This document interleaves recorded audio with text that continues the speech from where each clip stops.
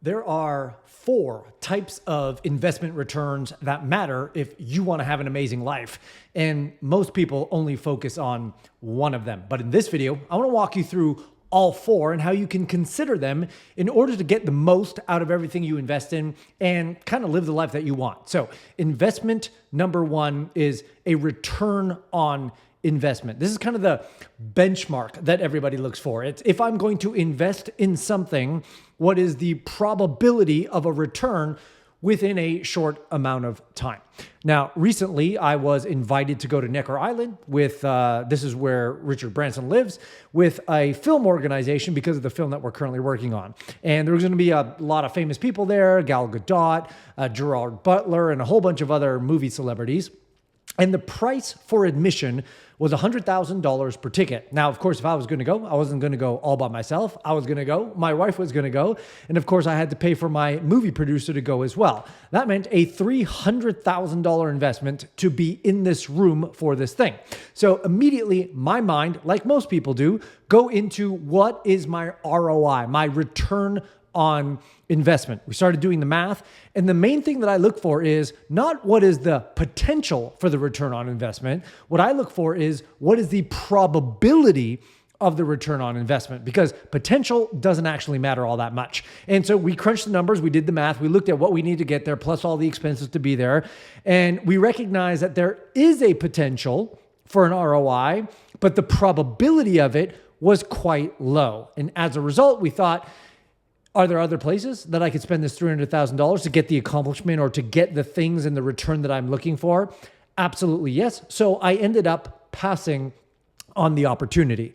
And that's, again, investment return opportunity number one. And this is where most people look at. It's like, if I have X number of dollars, if I'm going to invest in something, what is my return on investment? An important question to ask, but not the only one, which brings us to return on number two, effort. See, if all things are the same, if I was going to get the same ROI on an investment, then my next question immediately goes to, well, what is my return on effort? See, I get into this conversation all the time with people in my marketing space. And there's this age-old debate of, should I sell low ticket or should I sell high ticket? Now, I'm a big fan of selling high ticket for no other reason than ROE. Because if you can make the same return doing a low ticket thing, which you can, and I think it's proven many times over, then my question is, for the same effort or less effort, can I get a better return doing something else? And I think the answer is yes, at least in my world, that high ticket gives me a better return on effort. So it's not always about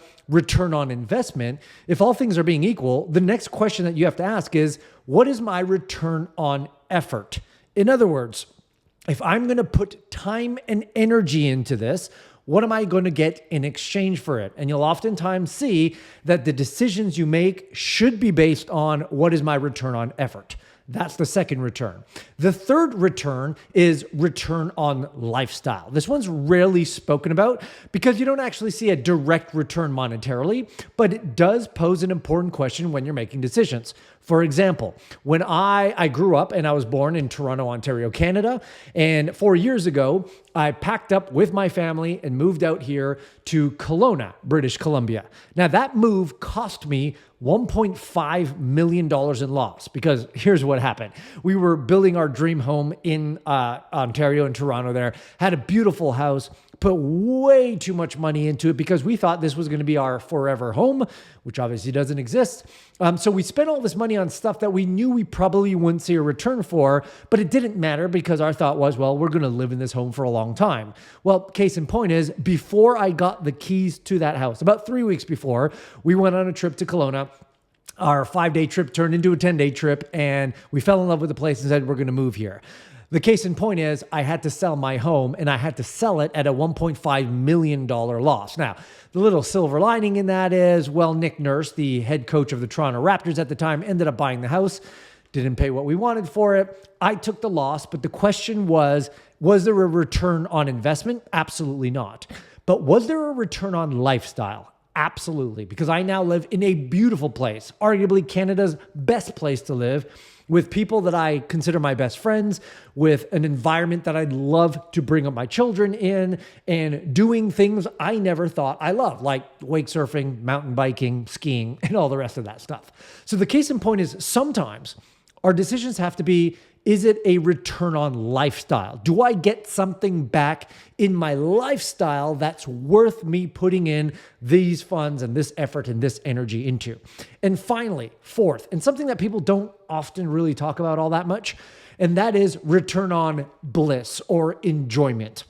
I get asked all the time, Nick, why would you spend $780,000 on your McLaren, right? Or even my most recent McLaren, the 750S, which was about a $400,000 purchase, is why would you spend all that money on that? Because is there a return on investment? Not likely, because I daily drive it, so I'm not parking it somewhere and keeping it pristine in order to sell it for for some profit. Is there a return on effort? No, there's no effort really needed. Is there a return on lifestyle? Yeah, whatever. But the return on bliss, like the pure joy that you get or that I get from driving that car, whether that's bringing it to the racetrack and racing it on there at speeds that you can't drive on normal streets, or simply taking my kids to school or picking up groceries from the grocery store, there's just some kind of a visceral joy that's put into that. And I'm not saying that that's for you, but maybe for you it's travel, or maybe for you it's buying that thing or getting a house manager or whatever it is. There's certain things that are just a straight return on bliss. And they say money can't buy happiness. And that's true to a certain degree, but it can buy experiences and opportunities and things that just light you up. And there's no way to measure the return on what lights you up, because when you are lit up and you're excited and you're passionate about something, your drive to move forward and get that thing done and move forward in life and be happier and all that other stuff is just, there's nothing to exchange for that. So remember, when you're thinking about investments, don't just be thinking about what is my return on investment, my ROI, or in my ads case, return on ad spend, my ROAS.